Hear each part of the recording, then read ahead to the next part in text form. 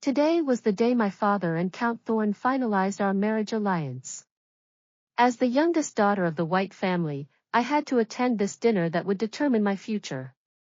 But my thoughts were entirely on Evan, my childhood sweetheart who had fed swans with me in Hyde Park and fought for limited edition books with me on Oxford Street.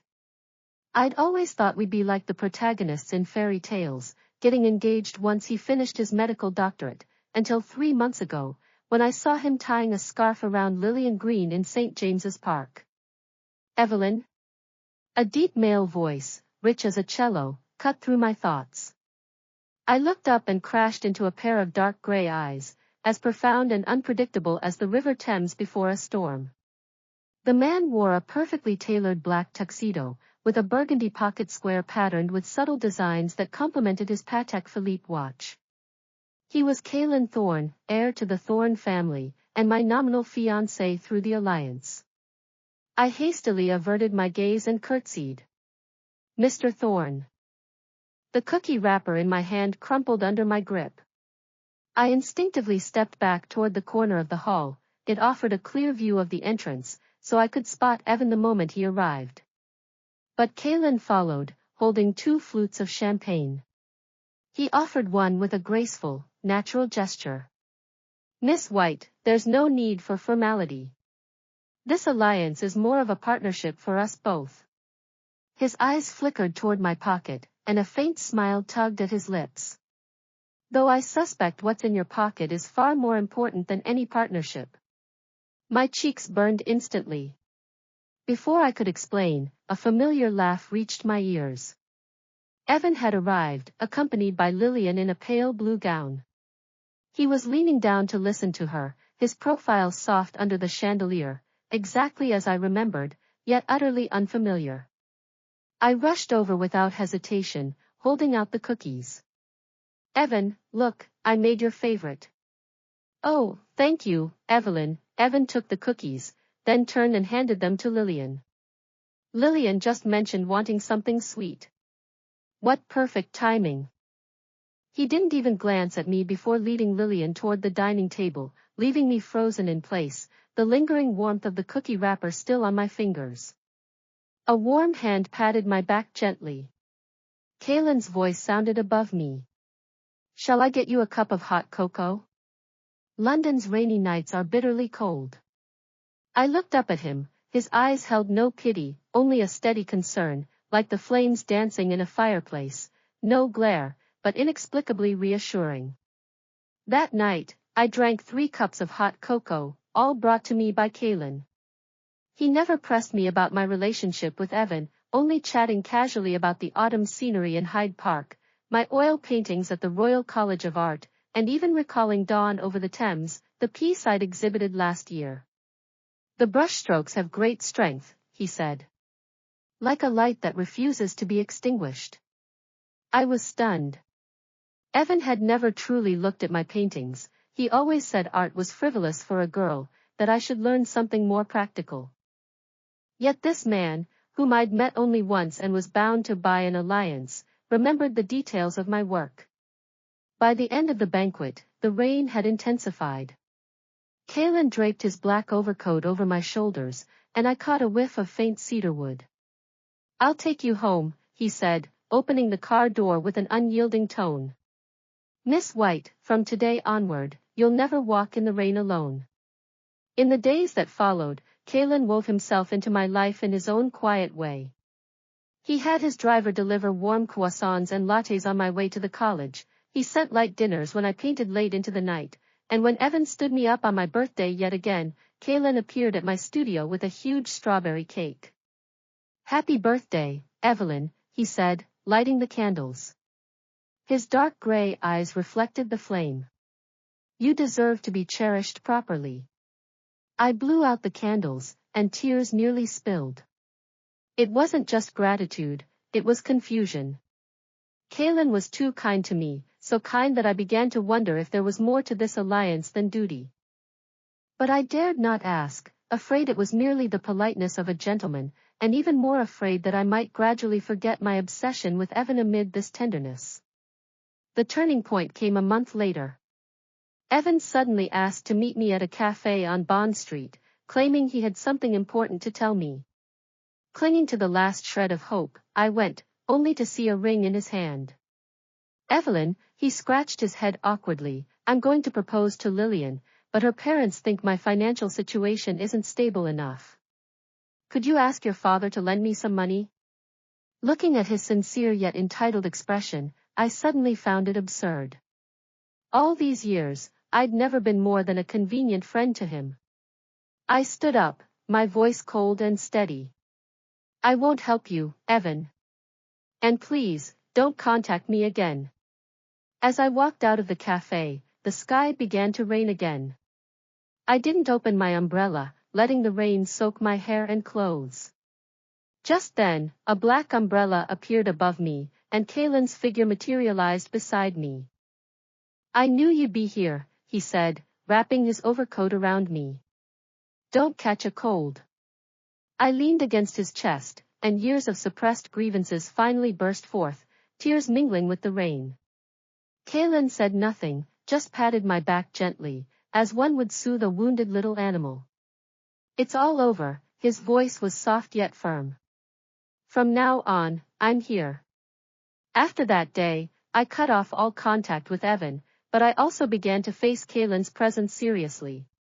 He still treated me kindly, but there was something more now. During movies, he'd subtly shift closer, his fingers brushing mine accidentally. When I was sick, he'd drive me to the hospital personally and stay by my bed all night. When I finished a satisfying painting, he'd look straight into my eyes and say, Evelyn, you're more breathtaking than your art. These subtle changes left me flustered. I began looking forward to his messages, feeling inexplicably upset when he chatted with other female companions, and wishing our car rides home would last just a little longer. But I still couldn't be sure of his feelings. After all, our relationship had started with an alliance. Could his kindness be nothing more than a sense of duty? That doubt lingered until he walked into my studio with a stack of gallery brochures one afternoon. The Royal Academy is hosting a young artists exhibition, he said, spreading the papers on my workbench, his finger tapping a blank application form. I think your pieces belong here. I stared at him, dumbfounded. The exhibition was one I'd dreamed of joining but never dared apply to. My work was too personal, too raw. They won't accept this, I mumbled, gesturing to a painting of a girl in the rain, the figure clearly myself. Kalen bent down, his eyes level with mine. Evelyn, art that comes from the heart never fails.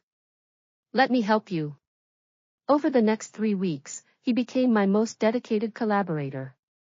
He'd arrive at 8 a.m. sharp with my favorite almond croissants and a thermos of honey lemon tea, to soothe your throat when you stay up late, he explained.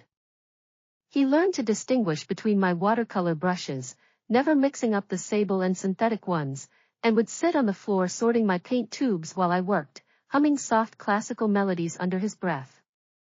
One evening, I spilled turpentine on my favorite sweater, a gift from my grandmother. I bit back tears as I dabbed at the stain, and Kalen wordlessly took it from me. Leave it to me, he said. 2 days later, he brought it back, the stain gone, the cuffs mended with tiny white roses stitched in thread that matched my eyes. My tailor's grandmother taught him embroidery, he said, avoiding my gaze like he was nervous. I thought it suited you. The exhibition opening night arrived, and I stood frozen at the entrance, my hands clammy. Kalen took my palm, pressing a warm stone into it, smooth, polished, with a tiny rose carved on its surface. It's from my mother's collection, he whispered. She said it brings courage. Inside, my paintings hung in the best spot, bathed in soft track lighting. A crowd gathered around the Rain Girl painting, and I heard Kalen's voice explaining the brushstrokes to an art critic, his words so insightful they might have been my own. When the critic asked who had encouraged me to submit, Kalen turned and looked at me, his smile bright. The artist herself. I just held the umbrella while she found her light. That night, he walked me home in the crisp autumn air. Leaves crunched under our feet, and he stopped outside my door, his hand hovering near mine but not touching. I don't want to push you, he said, his voice low. But every time I see you with a brush in your hand, every time you smile when you talk about your work, I fall for you a little more. My throat tightened. I wanted to say I felt the same, but the words stuck. Instead, I reached up and touched the stone in my pocket. Thank you, I said quietly. He brightened, like those 2 words were enough. Good night, Evelyn. He leaned in, so close I could smell his cedar cologne, but only pressed a gentle kiss to my forehead before stepping back. Sleep well. I stood in the doorway watching him leave, my heart racing. That night, I didn't just think about his kindness, I thought about the way he remembered my tea order, the way he defended my art, the way he respected my hesitation even when his eyes screamed how much he wanted more. Maybe this wasn't duty. Maybe it was something real. The next morning, there was a vase of white roses on my doorstep, a note tucked between the petals, take all the time you need. I'll be here. This tentative tug-of-war reached its peak on Christmas Eve. The Thorne family hosted a grand Christmas banquet, and I stood beside Kaylin in a burgundy gown he'd specially commissioned for me, accepting everyone's blessings. Halfway through the dinner, Kaylin took my hand and led me to the terrace.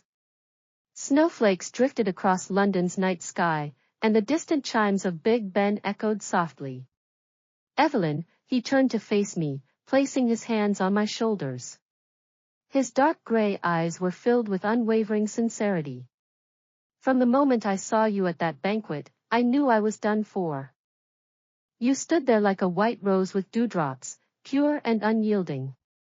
I knew you had someone else in your heart, so I didn't dare push you. I could only approach slowly, guarding you quietly. My heart raced, threatening to leap out of my chest. But, we're bound by an alliance. The alliance was just an excuse, Kaylin interrupted, his fingertips brushing my cheek gently. I proposed this alliance to Count Thorne only so I could stay by your side with a legitimate reason. Evelyn, I'm not stealing you away. I just couldn't bear to lose you. Will you give me a chance? Snowflakes settled on his eyelashes, like scattered diamond dust. Looking at his nervous, hopeful gaze, I suddenly smiled. All the uncertainty, anxiety, and hesitation of these past months vanished in an instant. I tiptoed and pressed a soft kiss to his lips, tasting the cold of snowflakes and the warmth of cedarwood. Kaylin, I said, smiling, you won a long time ago. Kaylin froze for a moment, then pulled me tightly into his arms, so hard it felt like he wanted to merge me into his very bones. Evelyn, his voice trembled with unbridled emotion, I love you. That day, London's snow was beautiful, and Big Ben's chimes were melodious. I finally understood that true love isn't about humble waiting or compromise, it's about someone who crosses the crowd with full enthusiasm and sincerity, coming to tell you, you deserve to be loved, to be cherished by the whole world. Our love was as sweet as honey. Kaylin would accompany me to feed swans in Hyde Park, remembering each swan's name. He'd sit quietly beside me reading documents while I painted, occasionally handing me a glass of warm water. On weekends, he'd take me to the Thorne Manor in Oxfordshire to pick fresh strawberries and bake my favorite strawberry pie. Once, we were having suits tailored on Savile Row when Evan suddenly appeared on the street corner, without Lillian. He stared at Kaylin's hand clasped in mine, his expression complicated. Evelyn, do you really not love me anymore? Before I could speak, Kaylin stepped in front of me, his tone cold. Mr. Harper, Evelyn is my fiancée now. Please mind your words. His eyes were sharp as a blade, a stark contrast to the tenderness he showed me. I tugged at Kaylin's sleeve and smiled at Evan. Evan, I'm grateful for the years we shared, but I'm very happy now. I wish you find your own happiness too. As we turned to leave, Kaylin held my hand tightly, his fingertips slightly cold.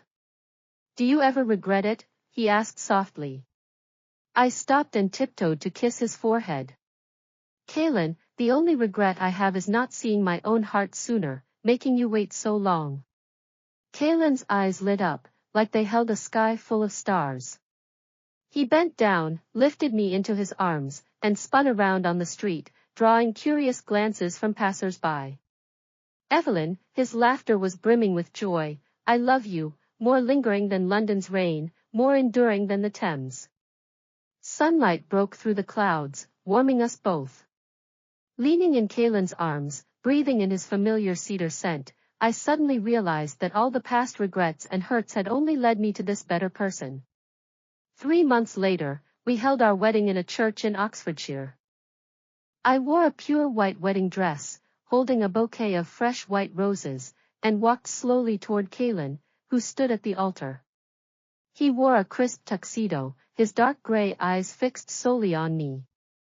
When the priest asked if I would take Kaelin as my husband, I answered without hesitation, I do. When Kaelin kissed me, his lips carried the faint fragrance of roses.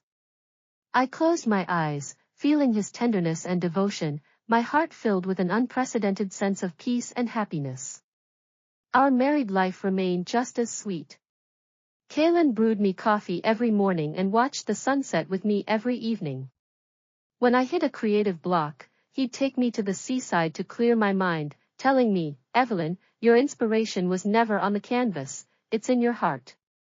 One day, while sorting through old things, I found that unopened bag of lemon cookies. Kaelin came over and hugged me from behind. What are you looking at? Nothing, I smiled, tossing the cookies into the trash. Just some things from the past that aren't worth holding on to. Kaelin turned me around, cupping my face in his hands, his gaze earnest. Evelyn, I couldn't be part of your past, but I'll spend the rest of my life guarding your future. The sunlight streamed through the window, warming our clasped hands, steady and firm. I knew then that I had truly found my happiness, not the habitual dependence of a childhood sweetheart, but a mutual devotion between equals, a love that had crossed the crowd just to reach me.